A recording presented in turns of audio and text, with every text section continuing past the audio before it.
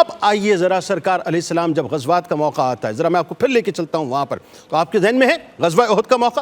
رسول کریم صلی اللہ علیہ وآلہ وسلم کے دندان مبارک شہید ہوئے تھے، سرکار علیہ السلام لہو لہان ہوئے تھے۔ اس وقت صحابہ نے کیا عرض کیا تھا؟ یا رسول اللہ ان کے خلاف بددعا کر دیجئے، وہ غیر مسلم تھے اور کمال یہ کہ دشمن بھی تھے، اور کمال یہ تھا، اس پہ ترا یہ تھا کہ دشمن بھی وہ تھے جو جان کے در پہ تھے اور میدان جنگ میں تھے۔ اس وقت سرکار علیہ السلام کے جملے کیا تھے کہ میں لعنت کرنے والا بنا کر نہیں بھیجا گیا بلکہ میں رحمت بنا کر بھیجا گیا ہوں۔ یہ طرز تھا غیر مسلموں کے ساتھ سرکار کا۔ اور بتلاؤں آپ کو، غزوہ بدر میں آ جائیے نا، چلے آ جائیے اور آئیے ذرا غزوہ بدر میں چلتے ہیں۔ حق و باطل کا پہلا مارکا ہے نا، اس سے پہلے ہے نا۔ اب ذرا غزوہ بدر کی مثال لے لیجئے، احد کی مثال تو بعد میں آتی ہے۔ غزوہ بدر میں سرکار علیہ السلام نے جب کفار کو واصل جہنم کیا ان کے ساتھیوں کے ساتھ، تو اس وقت ان کی لاشیں زمینوں پر پڑی ہوئی تھی، ایسے بکھری ہوئی، ایسے پڑی ہوئی تھی، جس کے بارے میں سرکار علیہ السلام نے ایک رات پہلے فرما دیا تھا یہ ملعون یہاں ہوگا، یہ یہاں ہوگا، یہ یہاں ہوگا، یہ یہاں ہوگا۔ اور ہوا کیا صاحب؟ ہونا تو یہ چاہیے تھا، کیونکہ everything is fair in love and war, یہ کلیہ ہے دنیا کا، اور آج بھی وہی کلیہ جو ہے اپنایا جا رہا ہے فلسطین کے اندر، دیکھ لیجیے آپ۔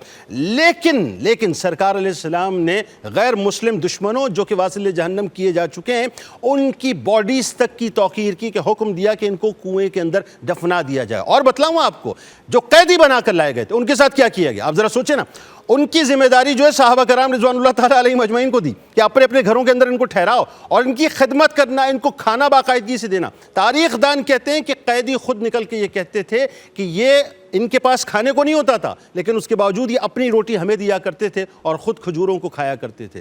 رسول کریم صلی اللہ علیہ وآلہ وسلم نے جو معاہدات کیے ہیں ذرا اس کی بھی تو بات کیجئے نا۔ یعنی دنیا کا پہلا ریٹن کانٹریکٹ کیا تھا؟ میثاق مدینہ تھا۔ میثاق مدینہ کیا تھا؟ یعنی ان کے مال، جان، عزت، آبرو کی محافظت سرکار مدینہ صلی اللہ علیہ وآلہ وسلم نے مدینے کی ریاست کی سربراہ کی حیثیت سے دی تھی، اور ایسی دی تھی صاحب کہ ان کو یہ بتلایا تھا کہ تم آزاد ہو اپنے مذہب کے معاملے میں، تم آزاد ہو اپنی سیاست کے معاملے میں، تم آزاد ہو اپنی سماجیات کے معاملے میں، تم آزاد ہو اپنی معاشرت کے معاملے میں، اور تمہارے تحفظ کی ضمانت مسلمانوں کے ذمے، مسلم ریاست کے ذمے، اور تمہارے حقوق وہی ہیں، یعنی ایک ذمے کے طور پہ جو کہ مسلمانوں کے حقوق ہیں۔ یہ نبی کریم صلی اللہ علیہ وآلہ وسلم کا طرز تھا غیر مسلموں کے ساتھ۔ نجران کے عیسائیوں کے ساتھ سرکار نے کیا کیا تھا؟ وہ تو موبائل لے کے آئے تھے، موبائلے کے لیے آئے تھے نا، وہ تو سرکار علیہ السلام سے ون آن ون ہونے کے لیے آئے تھے، لیکن سرکار علیہ السلام نے ان کے ساتھ بھی ایگریمنٹ کیا، اور ان کو بھی ان کے جان مال، عزت، آبرو کی، اور ان کی عبادت گاہوں کی، اور ان کے تمام جتنے بھی راہب تھے سب کو جو ہے مکمل طور پہ امان بھی دی، اور ان کو مکمل طور پہ تحفظ بھی دیا،